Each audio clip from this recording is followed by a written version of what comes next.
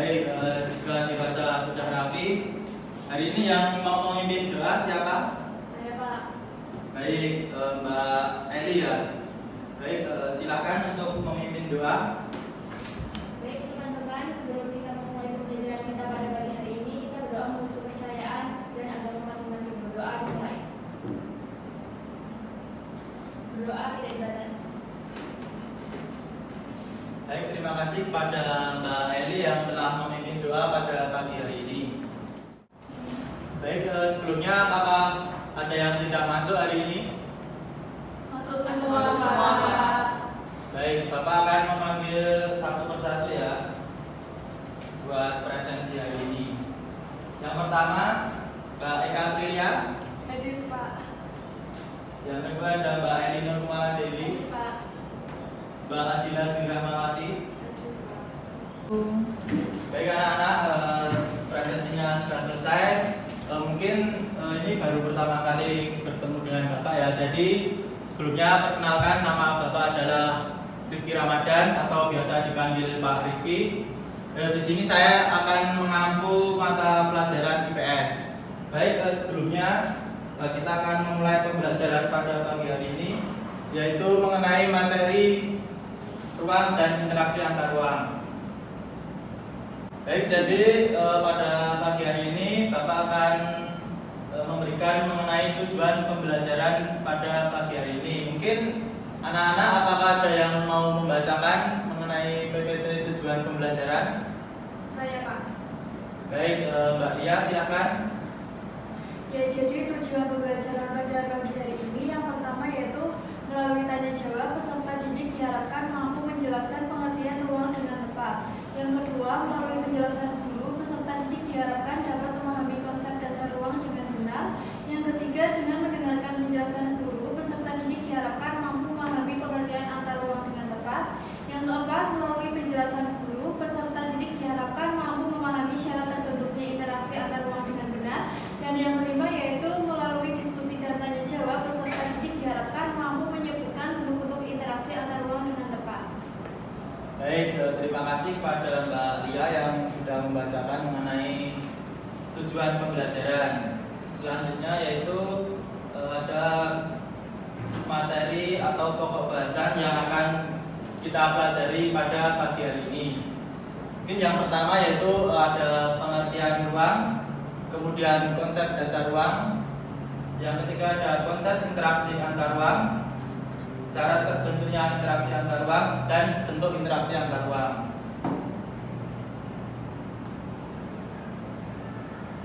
Nah, baik. Jadi pada gambar yang telah Bapak tampilkan, apakah ada yang bisa menjawab gambar yang ada di PPT tersebut? Gambar apa? Ruang kelas kosong, Pak. Baik, ada lagi yang mau menambahkan? Ruang kelas yang ada grupnya, Pak. Baik, terima kasih pada Mbak Fiona dan Mbak Adila yang sudah menjawab mengenai gambar yang ada di gambar PPT. Jadi, gambar tersebut merupakan gambar ruang kelas dan ruang kelas yang terdapat siswanya. Kemudian, lalu apakah ada yang tahu mengenai apa arti itu ruang? Saya, Pak. Silakan Mbak Adila. Jadi ruang itu adalah sebagai tempat di mana terdapat benda-benda yang terletak sebagai wadah. Jika ruangan tersebut memiliki ruang, maka terdapat orang yang dapat melakukan kegiatan dalam rangka mencapai tujuan. Ya, jadi jawabannya Mbak Adila benar ya mengenai ruang tadi. Jadi ruang merupakan tempat yang ada di permukaan bumi, baik secara keseluruhan maupun hanya sebagian yang digunakan oleh makhluk hidup. Nah, ruang sendiri memiliki karakteristik yang berbeda. Seperti yang sudah ada di gambar di sini, mungkin anak-anak bisa melihat. Jadi yang pertama ada gambar perkotaan dan yang kedua ada gambar mengenai pedesaan. Nah, jadi gambar tersebut memiliki karakteristik yang berbeda, di mana daerah di perkotaan dan pedesaan memiliki karakteristik yang berbeda. Selanjutnya materinya mengenai ada konsep dasar ruang. Nah, dari konsep dasar ruang tersebut anak-anak silakan dibagi terlebih dahulu.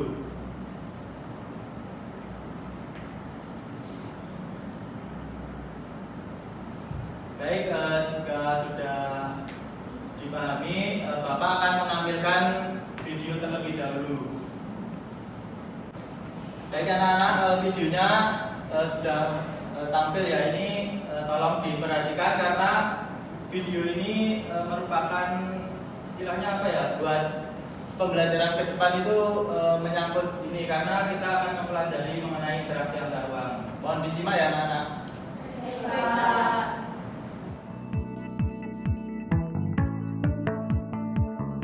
Nyaman sih sebenarnya karena kita nggak usah mikir nyetir kali ya. Cuma kalau pas lagi rame ya udah desak-desakan. Beruntung sih kalau AC-nya dingin. Kadang pintunya kan susah ditutup, itu bikin ya panas juga ujung-ujungnya. Kalau soal fasilitasnya sih sebenarnya bangkunya tuh ada beberapa bis yang pas udah rusak kayak gitu dan kurang diperhatiin aja sih. Pembaruan bisnya, soalnya asapnya udah hitam semua tuh, banyak yang hitam asapnya, jadi kasihan yang di belakangnya kalau misalnya di belakang Trans Jogjanya. Sudah 9 tahun bus Trans Jogja melayani 8 rute di kota Yogyakarta. Di awal kehadirannya bus Trans Jogja cukup diminati, namun kini penumpang bus bisa dihitung dengan jari. Kondisi bus dan terbatasnya rute di Tenggarai jadi penyebab turunnya peminat mengoperasikan 105 bus. Dari jumlah itu 74 bus adalah bus lama, 20 bus baru dan 11 bus bantuan pemerintah pusat. Mencoba berbenah, Dinas Perhubungan Daerah Istimewa Yogyakarta tahun ini berencana melakukan peremajaan bus dan penambahan rute. Di bulan April akan kita operasikan jalur 6A, 6B, dan 8. Mudah-mudahan di bulan berikutnya akan kita nambah menjadi 5A, 5B, 7, 8, 9, 10, 11. Sayang, hingga akhir bulan April ini penambahan rute bus Trans Jogja belum bisa direalisasikan. Operator belum bisa memenuhi jumlah bus untuk tiap rute. Tetapi karena tanggal 1 April kita harus beroperasi, maka jalur lama itu harus tetap kita operasikan dengan menggunakan bis-bis baru itu. Nah, dari bis baru itu ada sebagian berarti kan yang kita operasikan. Kenapa kita fokuskan kepada jalur lama? Karena itu menjadi prioritas kita. Nanti setelah itu kita akan tambahkan dengan bis di jalur yang baru. Namun peremajaan bus dan penambahan rute saja tidak cukup jika tidak disertai pembangunan infrastruktur berupa jalur khusus. Cuma ada satu syarat yang sangat penting sebenarnya untuk menjamin sustainability dari layanan, adalah perlindungan terhadap sistem yang sudah tersubsidi oleh pemerintah ini, yaitu dengan membuat satu lajur khusus. Karena apa? Puluhan bis, kalaupun itu beroperasi tapi dia ikut macet, maka tidak akan membantu mobilitas. Bus Trans Jogja sejatinya menjadi salah satu solusi transportasi untuk mengurangi kemacetan. Namun di usianya yang ke-9 hal ini belum terjadi. Fikih Muhammad melaporkan untuk NET. Nah baik, videonya sudah selesai. Menurut anak-anak mengenai video tersebut, permasalahan apa yang sedang terjadi? Saya Pak, permasalahan tentang Trans Jogja Pak.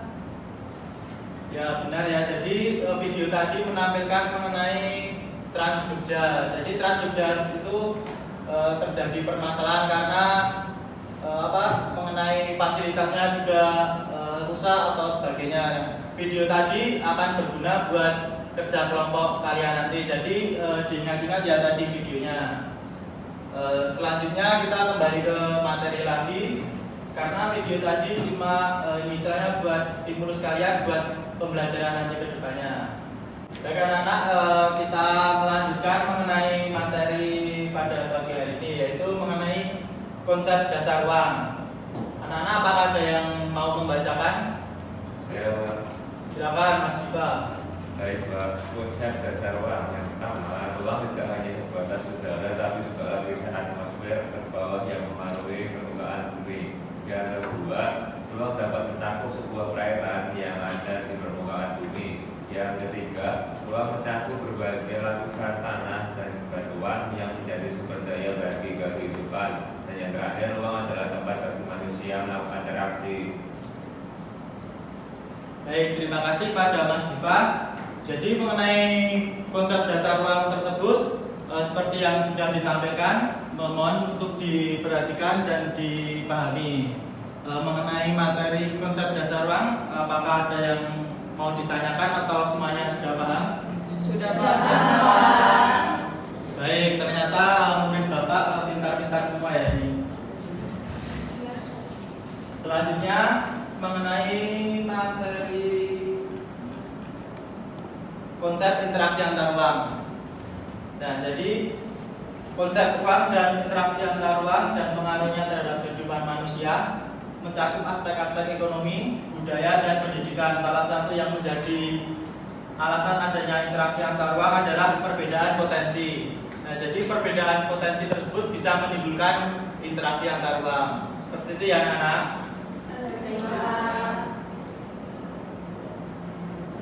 Nah, sekarang mengenai syarat terjadinya interaksi antar ruang. Bapak akan menjelaskan mengenai syarat terjadinya interaksi antar ruang. Nah, yang pertama yaitu adanya saling melengkapi. Seperti pada gambar yang sudah ditampilkan, yaitu mengenai gambar mengenai surplus sayuran dan surplus ikan. Nah, jadi interaksi tersebut terjadi karena daerah satu menghasilkan sayuran namun tidak menghasilkan ikan, kemudian sebaliknya. Nah, jadi mereka saling berinteraksi. Seperti itu ya, anak-anak.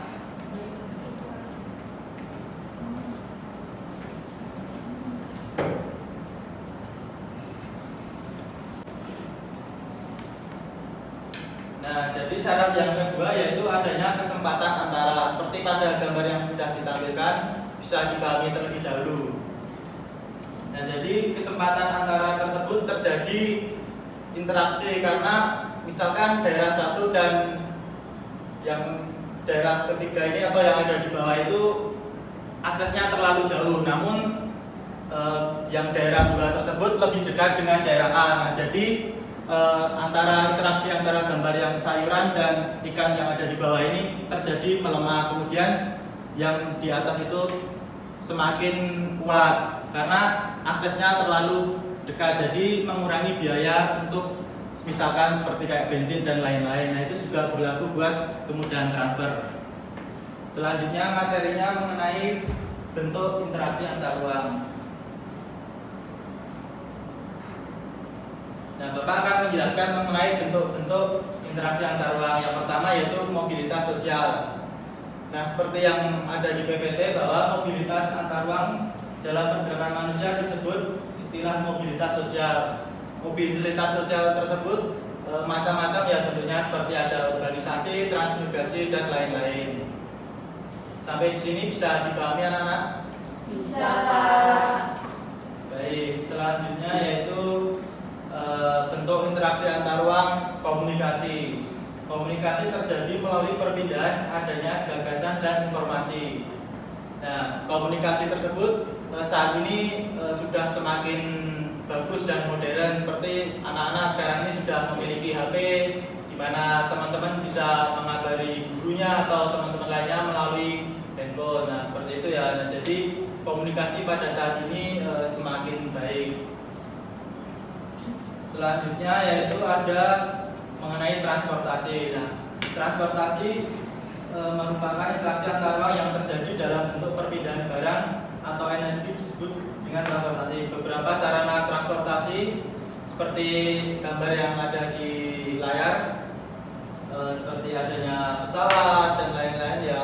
Nah, itu merupakan transportasi. Nah, anak-anak juga ke sekolah misalkan menaiki sepeda itu sudah merupakan bentuk interaksi transportasi karena melakukan perpindahan. Seperti itu ya, anak-anak. Nah, baik, materinya sudah selesai ya yang mengenai bentuk-bentuk interaksi antar ruang. Selanjutnya Bapak akan membagi menjadi 3 kelompok. Nah, jadi kelompok tersebut nanti akan membahas mengenai permasalahan yang ada di awal tadi. Bapak akan membagikan lembar kerja peserta didik dan kertas untuk menjawab pertanyaan. Kelompoknya 1 deret ya.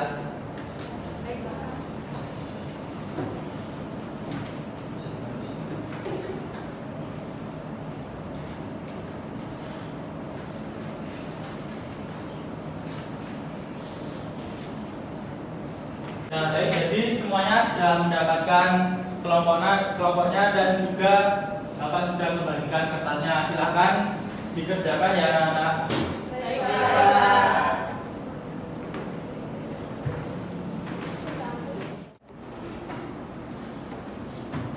Yuk, dari kelompok 1, apakah ada kesulitan?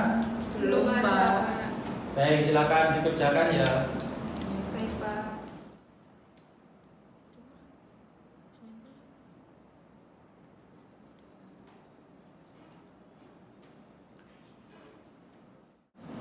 Mana dari kelompok 2, apakah menemui kesulitan? Belum, Pak. Baik, silakan dilanjutkan ya. Baik, Pak. Dari kelompok 3 sudah selesai ya Mas? Sudah, Pak. Wah, ini kelompok 3 paling cepat.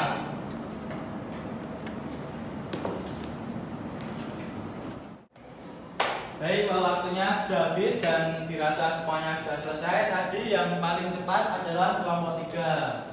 Jadi buat kelompok 3 silakan untuk presentasi. Nanti Bapak akan kasih hadiah karena sudah melakukan presentasi dan juga mengerjakan paling cepat. Silakan kelompok 3. Baik, Pak.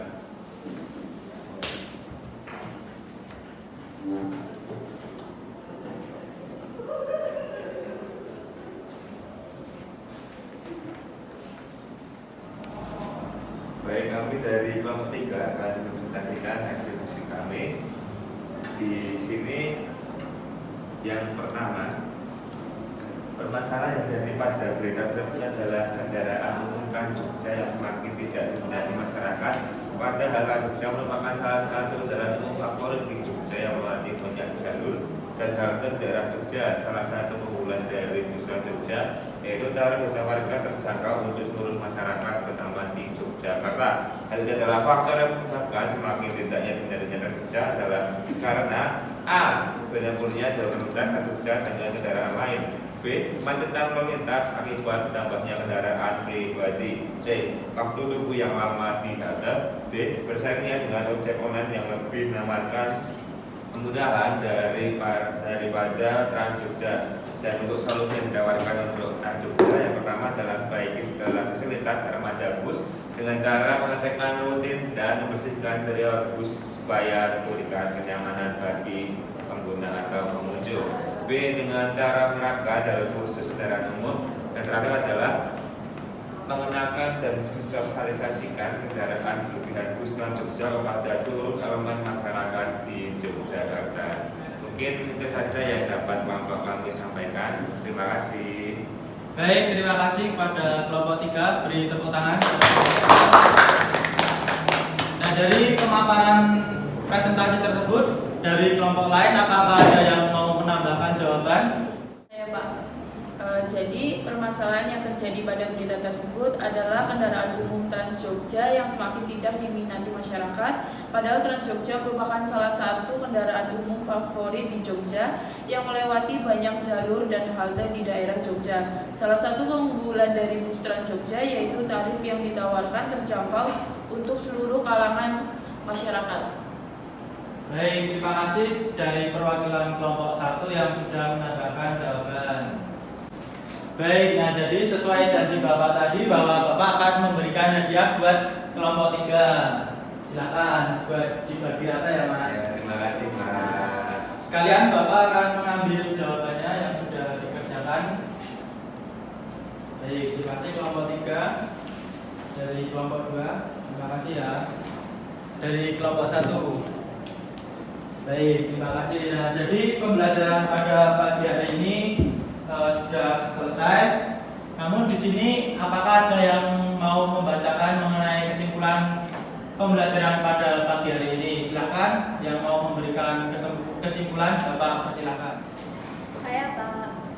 Jadi kesimpulannya itu ruang adalah tempat yang ada di permukaan bumi, baik secara keseluruhan maupun hanya sebagian yang digunakan oleh makhluk hidup untuk tinggal. Lalu perbedaan yang ada dalam karakteristik ruang akan menciptakan hubungan saling membutuhkan sehingga terjadilah interaksi antar ruang.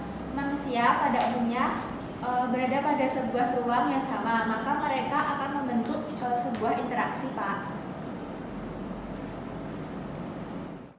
Baik, berterima kasih kepada Mbak Dias yang telah menyimpulkan pembelajaran pada pagi hari ini. Nah, jadi pada pagi hari ini kita sudah belajar mengenai interaksi antar ruang.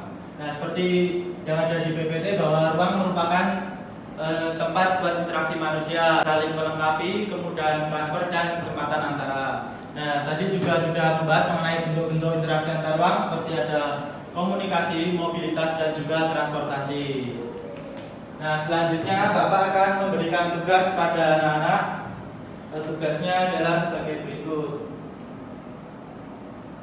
Nah, jadi tugas untuk 2 minggu setelah hari ini Bapak ingin kalian membuat poster. Nah, poster tersebut merupakan tema dari pembelajaran yang sudah ada tadi. Nah, poster tersebut kalian upload di Instagram. Nah, harapannya kalian bisa membuat poster tersebut secara kreatif dan juga mandiri. Seperti itu ya anak-anak.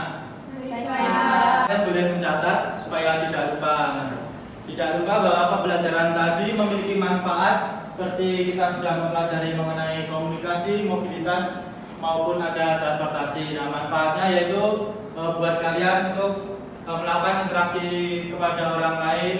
Harapannya tidak melakukan kesalahan atau kalian bisa melakukan interaksi secara benar. Nah, seperti itu ya anak-anak.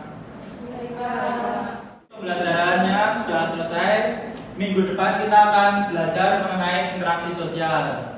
Nah, tadi dibuka dengan doa, sekarang silahkan pembelajaran ditutup dengan doa. Tadi yang memimpin doa siapa ya? Saya, Pak. Baik, silakan Mbak Eli untuk memimpin doa. Sebelum kita mengakhiri pembelajaran pada pagi hari ini, kita berdoa menurut agama dan kepercayaan masing-masing. Berdoa dimulai. Berdoa tidak dibatasi. Terima kasih kepada Mbak Eli yang sudah memimpin doa. Bapak akan tutup pembelajaran menggunakan pantun. Naik pesawat ke Malaysia, pesawatnya pesawat Air Asia. Selamat pagi semuanya, jangan lupa bahagia.